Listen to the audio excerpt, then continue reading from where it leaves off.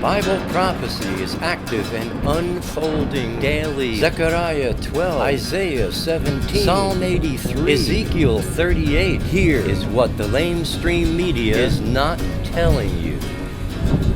Shalom, my friends. Welcome to this week's newscast. You may recall me saying in my newscast 2 weeks ago that Iran was getting $100 billion thanks to assets being released through that nuke deal. Well, Iran is beginning its spending spree, my friends. From RT Russia, Iran's defense minister is on a 2-day visit to Moscow to sign an $8 billion arms contract to buy Russian military hardware. Iran wants to buy Russia's latest S-400 Triumph anti-aircraft missile system. And another important topic of the talks is Tehran's possible procurement or even licensed production of the new Russian Sukhoi Su-30SM multi-role fighter. And further, Iran is interested in Russia's Bastion mobile coastal defense missile system equipped with supersonic Yakout anti-ship missiles, along with Mi-8/17 helicopters and other arms. Sounds like Iran is making preparations, doesn't it? From Haaretz, in light of the Assad regime's recent successes in Syria, assisted by Russia and Iran, Israel understands that an Assad victory would strengthen Iran. Should the regime take over southern Syria up to Israel's border in the Golan Heights, this would create a new line of contact with Hezbollah and Iran's Revolutionary Guards.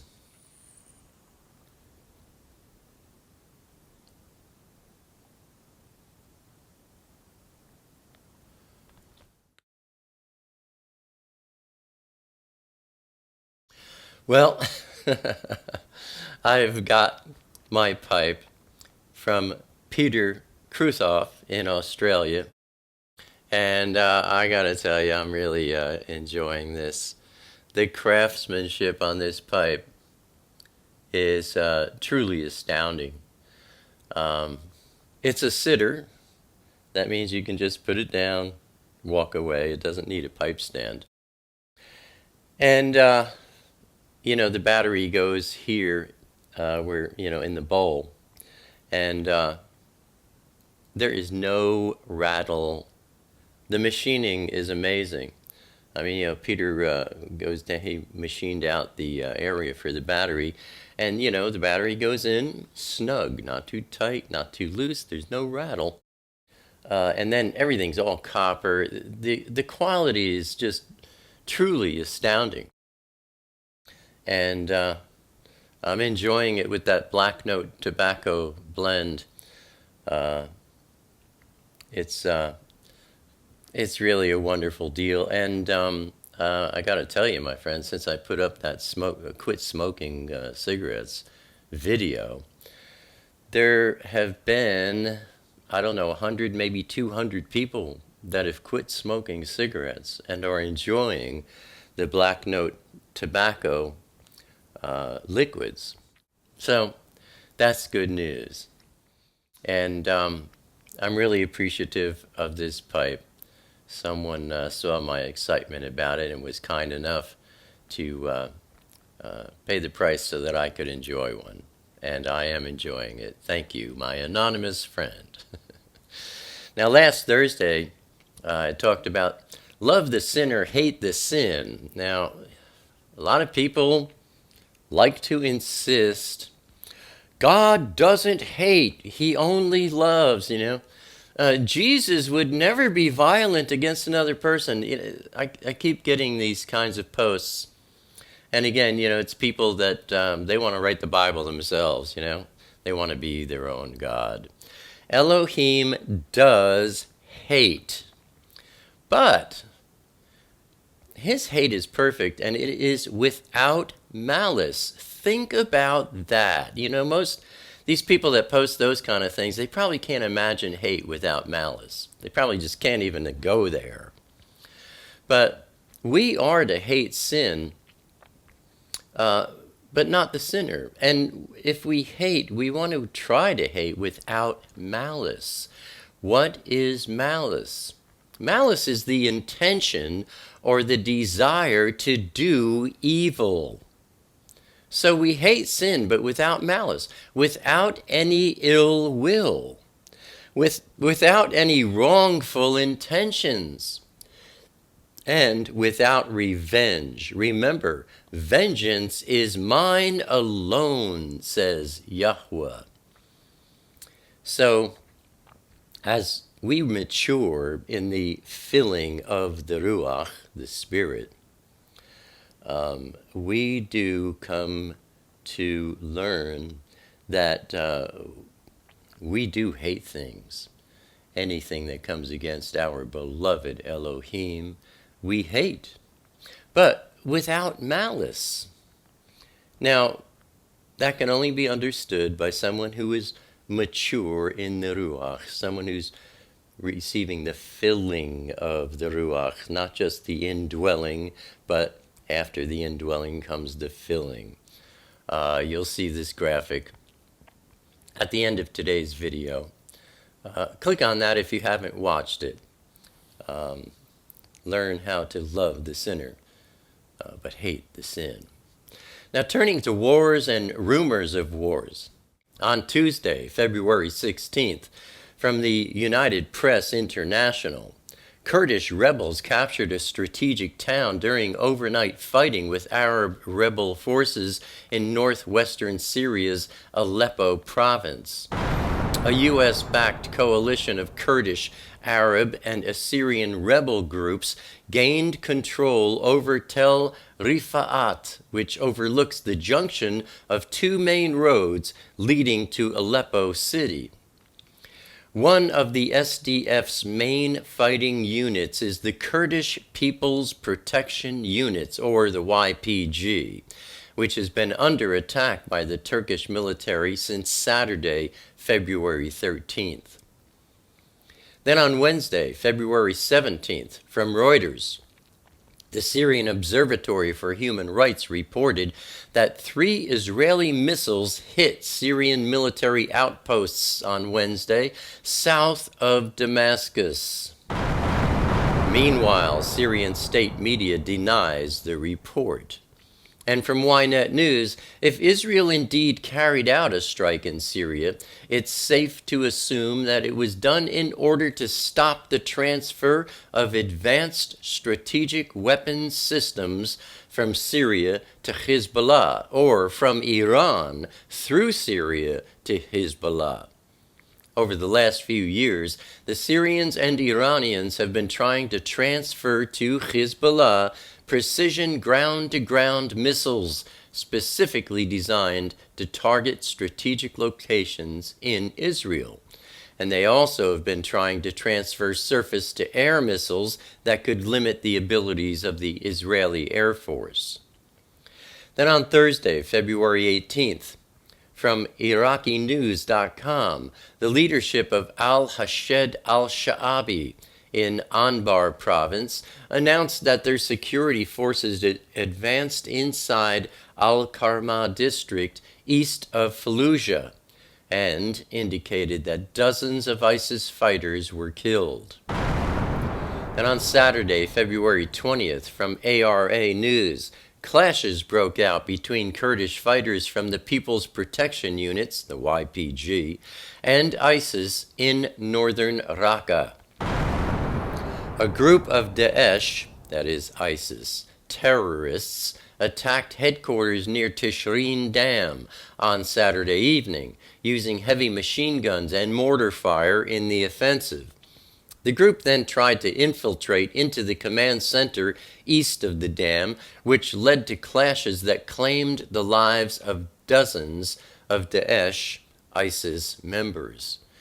From the Washington Post, ISIS deployed snipers on rooftops in Fallujah on Saturday in an attempt to quell an insurrection by Sunni tribesmen, a flare-up that appears to indicate the group's weakening grip on a city that it has controlled for more than 2 years.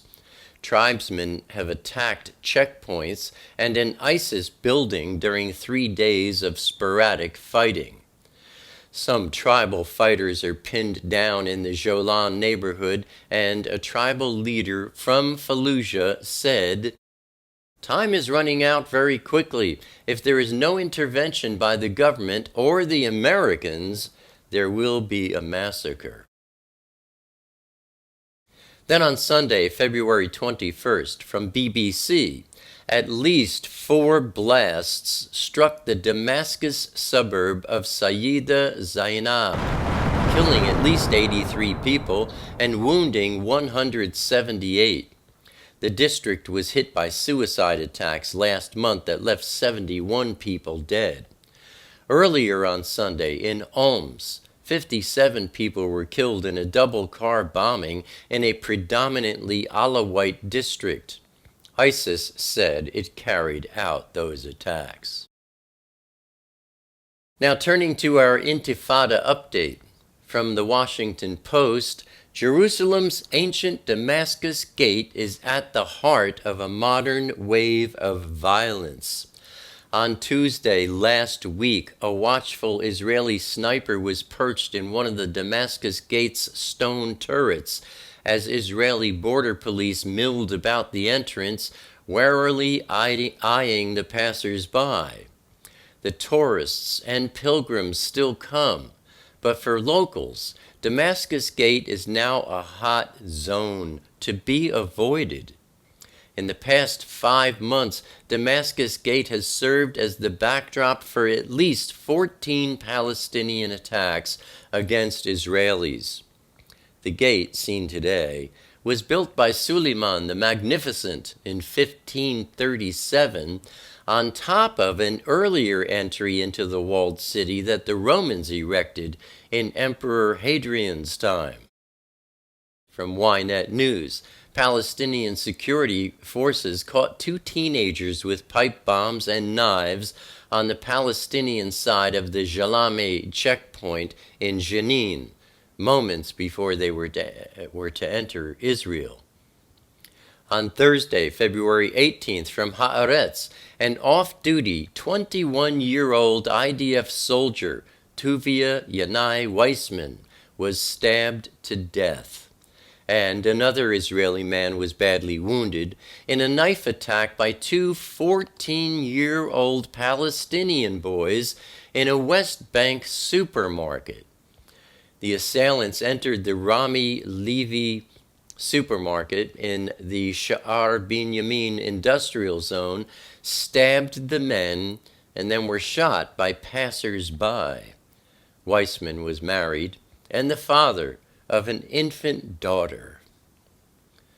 On Friday, February 19th, from Ynet News, 2 Israeli border policemen were wounded in a terror attack at Damascus Gate in Jerusalem's Old City. That was Friday morning. The 20-year-old attacker who assaulted the officers with a knife was shot and killed. Also from Ynet News, a Palestinian attempted to run over Israeli soldiers with his car during rioting near the entrance to Silwad near Ramallah before he was shot and killed. Then on Saturday, February 20th, from Haaretz, a Palestinian tried to attack police officers near Damascus Gate in Jerusalem's Old City. The officers managed to restrain him with the aid of a police dog. On Sunday, February 21st, from Haaretz, 16-year-old Qusay Abu Aruv was killed after attempting to stab IDF soldiers south of Nablus in the West Bank. Earlier, a 14-year-old Palestinian attempted to stab a soldier in Bnei Naim, east of Hebron. He was arrested. And a teenage Palestinian girl was attempted at Tapuach checkpoint, south of Nablus, when a knife was found in her belongings.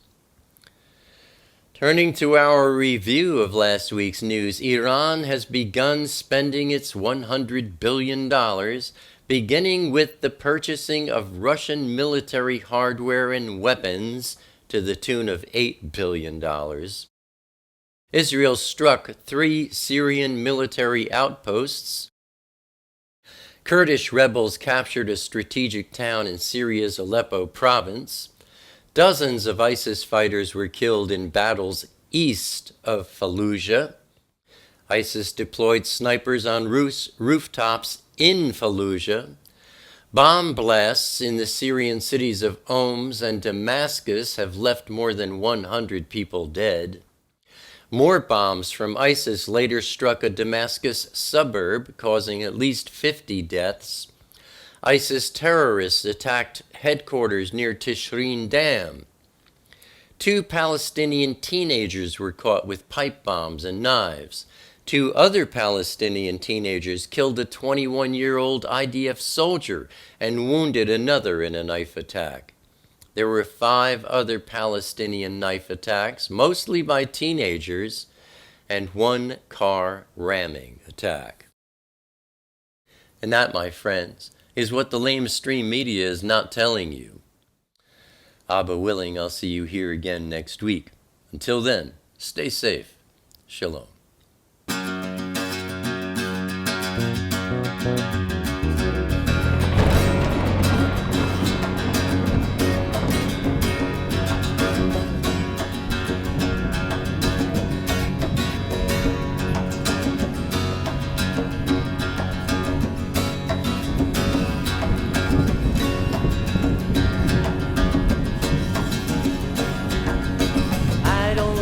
Crowded rooms, I need more space than I consume. Enough is time alone with you, underneath a naked moon, sharing confidential moods and making chatter. Mockingbird nocturnal sings notations of eternal things, entering the quantum breeze, flying not for want of wings. He lights his gaze on you and me, simply because we matter.